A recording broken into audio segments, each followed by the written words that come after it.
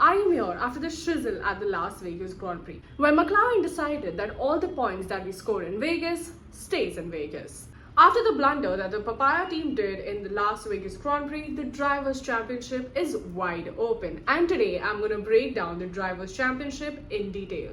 Qatar is the second last race in the Formula One calendar. It's been such a long season. Lando can still be Formula One champion in Qatar if he scores more than 2 points over Oscar Piastri and Max Verstappen. And in that way, Lando Norris is going to be champion of the world for the first time. Pressure on Lando right now is very high because Qatar is a sprint race. That means we have 2 races. It is going to be a sick weekend. If Lando Norris does not become champion in Qatar, then we're probably going to get into Abu Dhabi with a 2 or a 3-way driver battle championship. And at that time, I have a humble request.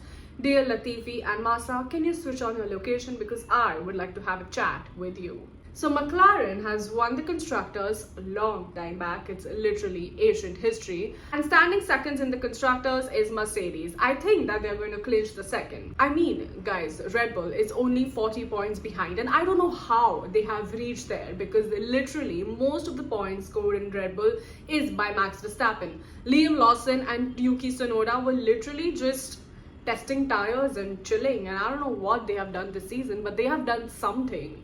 I'm talking about the team which is in position number 4, literally Ferrari, that started well, was second and now has dropped to 4th.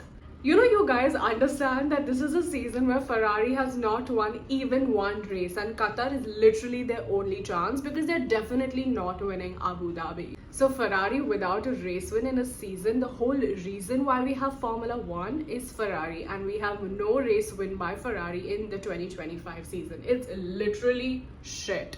The midfield, however, is super crazy. Williams, I think, is definitely securing 5th and Wickup is strongly securing 6th.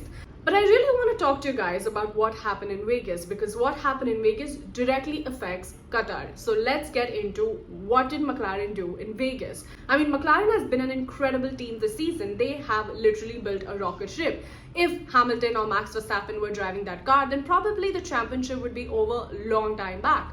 But what the hell went wrong with McLaren in Vegas? Obviously, they did not become bad overnight. They tried to do something which went down the trouble road of the FIA. So there are 2 teams on the grid right now that are using a really low car and they have the advantage of that. One is Ferrari and the other is Red Bull. Charles and the Ferrari is always paying the price of a low car. We have seen that. It's a Lico week for them. But why not Verstappen? Why does Verstappen always get away with the low car? I have decoded this. Red Bull has a suspension that supports the low car very well. The point is not to drive low. The point is to have balance in the car while you're driving low. They need to keep the car stable so that the car does not bounce too much on track. The engineers somehow have found the aerodynamics where the car can be really low but the plank will be safe, and that's the advantage that Red Bull has. Now, McLaren has also tackled this in a very different way. What they have done is that they have kept the car higher from the ground, especially at the rear. But then how do they manage to be so fast? You obviously sacrifice performance, but the advantage is the balance. McLaren, since Austin, started making the car lower for speed, and the rivals started noticing that something was fishy. Now, why did McLaren started suddenly taking the car lower from Austin? It's because of Max Verstappen started catching up and McLaren found him a threat. I don't know if you remember, but in Miami also, they kind of slowed down towards the end of the race. But in Vegas, they went a bit extreme. And then the FIA checked them and the disqualification happened and we all know what happened after that. Now, why I'm talking to you about this in detail is because now we arrive in Qatar. McLaren needs to be conservative in Qatar. The track is very smooth and it has slow and medium fast corners. There should honestly be no problem for McLaren. But if they want to keep up with Verstappen, then they have to be careful about lowering their car. And if McLaren is very careful, then I'm afraid that there could be a fight between Russell, Max and the Papaya boys. But if McLaren does not care a shit about this and they just do what they're doing, then I think that Lando could be victorious. So this is why Qatar is such an important weekend. Now the next segment that I have designed for you is honestly very interesting. Lando right now is in 390 points. He is the leader of the championship right now. He's just 2 points away from Oscar Piastri and Max Verstappen to literally win the championship in Qatar. And I am afraid, my boys, that could happen. Norris recently has been very fast, confident and consistent. Like, he has killed it.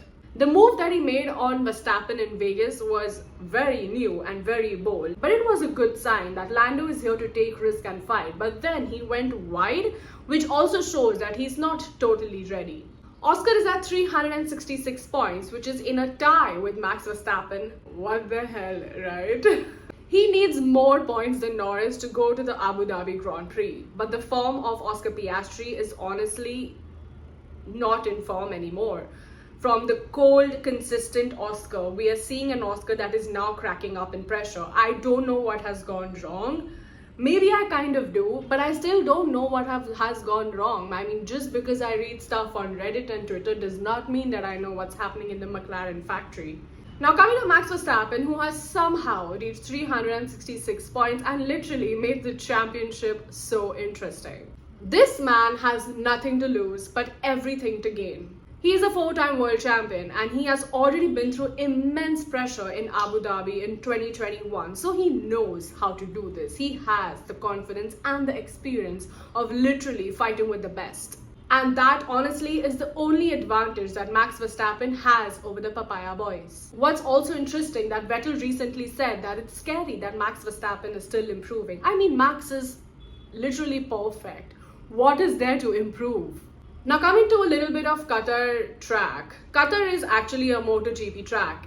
F1 is just infused into it, all because of the money. It is a track that only has one slow corner and a lot of medium fast corners. Sector 3 is honestly very interesting and my favorite sector at the Qatar track. Qatar is a very good track for McLaren, but Red Bull loves this track too, and they are very confident on this track. I guess Verstappen would be very fast here. I think Ferrari could be 3rd or the 4th fastest, and in terms of strategy, maybe last. Now, everyone has been talking about the new tyre rule in Qatar. Why do we have this new tyre rule? What is the new tyre rule? If you have stayed till the end of the video, thank you so much. First of all, that is insane. I love you. But I'm going to talk to you about what is the new tyre rule.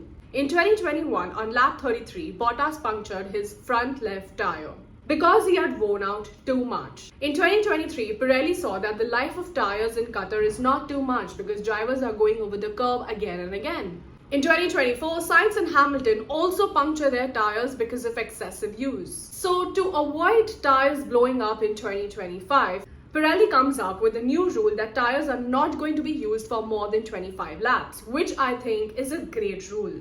Because of which every team has to make a mandatory of 2 pit stops because it is more than a 50-lap race. Which also means, I'm only putting also because I said which means so many times, McLaren loses an advantage, which is that their tires do not degrade easily, and this adds spice to the race. Or some boring strategies, I don't know. I mean, Qatar is a fun track. I was in Qatar last year and had the best time of my life. It's a great track. I love this track for Red Bull and Max Verstappen. But I don't know how it's going to be when it comes to strategies. Either all teams are going to have the same 2 pit stop strategy and make the race very boring, or we could have like some rookies performing very well and have some yellow flags, which could make the strategies very interesting. Do you think that Lando Norris is going to become champion in Qatar? Let me know what you think about it in the comments below. Thank you so much for watching my video and please don't forget to like, share and subscribe.